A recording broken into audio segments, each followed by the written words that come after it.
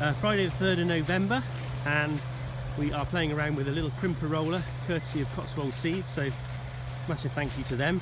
It's only a little 2-metre one, meant to go on the front of a tractor, so we tried going backwards on the 3-point linkage and it just sort of steered us round in circles.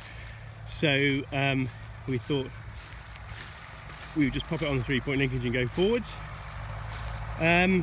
Laying down a massive mat of black oats and vetch. You can see from the tractor, growing fantastically well.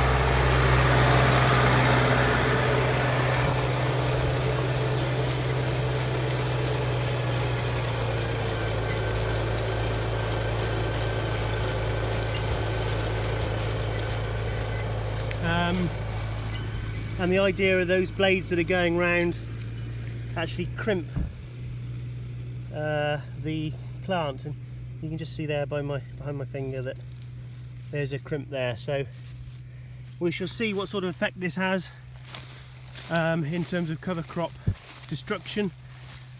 We have a lot of wheat and we have a lot of bits of black grass and things like that kicking around in the bottom. The vetches look like they are getting quite mashed around. All slug in there as well.